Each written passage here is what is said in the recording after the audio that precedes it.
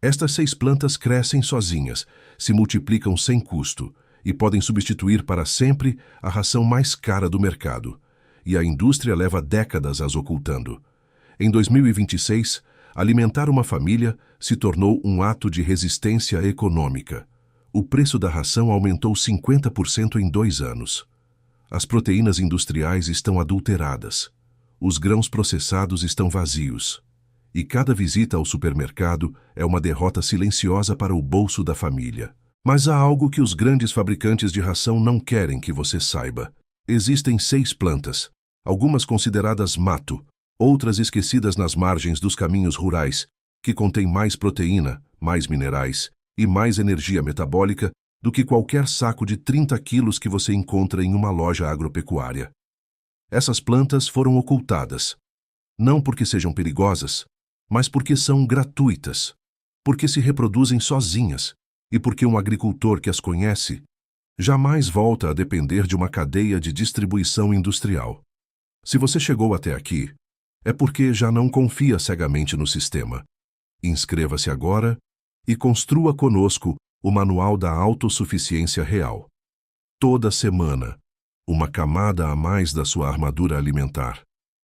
Mas primeiro, você precisa entender por que isso foi ocultado.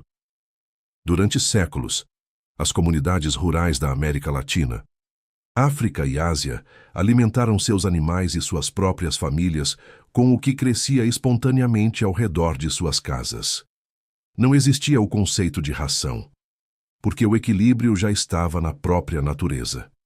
O que você verá a seguir contradiz tudo o que te ensinaram. A indústria da ração nasceu na segunda metade do século XX, com um objetivo claro: criar dependência. Pegaram ingredientes que a natureza oferece de graça, processaram, embalaram e venderam como se fossem ciência avançada. Mas por trás daquela embalagem colorida, a soja transgênica, farinha de subprodutos industriais e aditivos sintéticos que nenhum organismo vivo reconhece como alimento real. A proteína vegetal de origem natural, por outro lado, vem acompanhada de enzimas vivas, minerais biodisponíveis e fibras que ativam o sistema digestivo de forma completa. É a diferença entre alimentar um corpo e simplesmente enchê-lo. A natureza projetou um sistema de nutrição circular, onde cada planta cumpre uma função específica na cadeia metabólica. As folhas produzem proteína, as raízes acumulam minerais, as sementes concentram energia e os talos entregam fibra estrutural. Tudo em perfeita proporção, sem necessidade de um laboratório.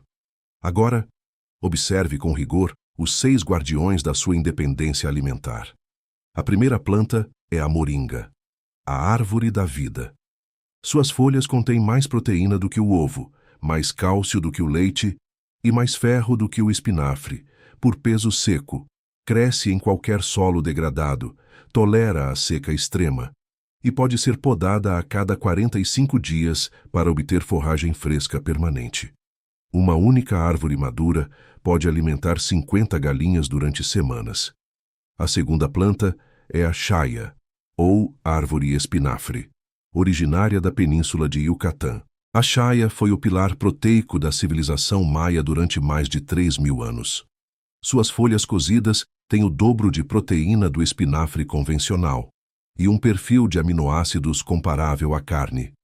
Cresce como arbusto, se multiplica por estacas e não precisa de rega uma vez estabelecida. O terceiro ingrediente é o mais perigoso para a indústria. É o kudzu, a planta que os grandes produtores de soja temem. O kudzu é uma leguminosa de origem asiática que fixa nitrogênio no solo enquanto produz folhas com até 30% de proteína bruta.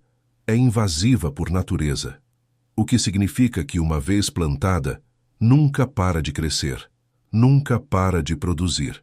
Suas raízes chegam a 10 metros de profundidade, extraindo minerais que nenhum outro cultivo alcança. A indústria a classificou como erva daninha perigosa, exatamente porque é impossível de controlar e completamente gratuita. A quarta planta é a leucena, o banco de proteína vivo. Uma árvore forrageira que produz folhas com até 26% de proteína, comparável ao conteúdo proteico da soja processada. Suas vagens e sementes são comestíveis para aves, porcos e bovinos. Se estabelece em solos pobres, fixa nitrogênio atmosférico e, em 2 anos, forma uma barreira forrageira que produz forragem durante décadas sem replantio. A quinta planta é a azola, a samambaia aquática milenar. Essa pequena planta flutuante foi o segredo dos arrozais asiáticos durante 2000 anos. A azola vive em simbiose com uma cianobactéria que fixa nitrogênio diretamente do ar. Duplica sua massa a cada 2 dias e contém até 25% de proteína em peso seco. Se multiplica em qualquer recipiente com água, desde uma bacia plástica até um tanque, e pode ser colhida diariamente. É a ração líquida que cresce sozinha, sem terra, sem fertilizante, sem custo. A sexta planta fecha o ciclo da autossuficiência completa. É a titônia, ou botão de ouro, uma composta silvestre que cresce nas bordas de caminhos e terrenos abandonados de todo o Brasil. Suas folhas contêm até 22% de proteína e um nível de fósforo biodisponível que supera qualquer suplemento mineral comercial. Os agricultores a chamam de adubo dos pobres, porque suas folhas também regeneram solos esgotados quando incorporadas como adubo verde. É comida e é medicina para a terra ao mesmo tempo. A implementação deste sistema não requer investimento, apenas observação e ação metódica. Passo 1. O mapa de recursos silvestres. Antes de plantar, caminhe pela sua propriedade e pelas bordas do caminho mais próximo. Identifique se alguma dessas 6 plantas já cresce espontaneamente no seu entorno. Na maioria das regiões tropicais e subtropicais do Brasil, pelo menos 3 delas já estão presentes. Você só precisa reconhecê-las, não comprá-las. Passo 2. A zona de multiplicação. Designe uma área de pelo menos 20 metros quadrados exclusivamente para a multiplicação dessas plantas.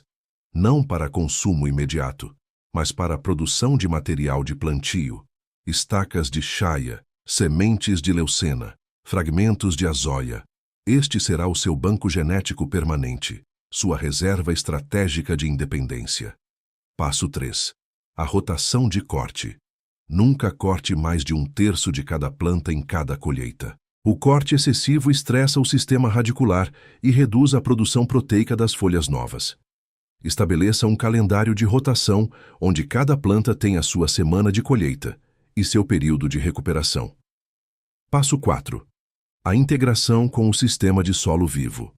Essas 6 plantas não são independentes do seu canteiro, são parte do mesmo ecossistema. As raízes de leucena e cudizu alimentam as micorrizas do solo. A azola fertiliza a água de rega com o nitrogênio vivo, e a titônia mineraliza a camada superior do solo cada vez que você incorpora suas folhas como cobertura morta. Atenção! Aqui está o erro crítico que todos cometem.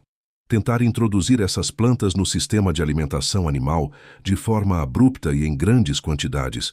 Os animais não reconhecem imediatamente os novos sabores e podem rejeitar a forragem se não houver uma transição gradual. Comece com 10% de substituição da ração convencional durante a primeira semana, 20% na segunda, e assim sucessivamente até a substituição total em 30 dias. A paciência na transição determina o sucesso do sistema. Passo 5. O ciclo fechado de nutrição. O que o animal não consome volta para o solo. As folhas sobradas se compostam, o esterco enriquece o canteiro, e o canteiro alimenta as plantas forrageiras. Não existe desperdício neste sistema, apenas transformação contínua de energia. É a economia circular que a indústria jamais conseguirá replicar em uma fábrica. Ao dominar essas 6 plantas, você não só zerou a sua conta de ração, construiu um sistema vivo, autorreplicante, que melhora a cada estação, que não depende de cadeias de abastecimento, nem de preços internacionais, nem de decisões corporativas que você jamais controlará. Cada folha de moringa que você corta, cada fragmento de azola que colhe, é um ato concreto de soberania alimentar. É a prova de que a natureza já tinha as respostas. Muito antes de a indústria inventar as perguntas, o sistema foi projetado para falhar sem você. O seu foi projetado para prosperar sem ele.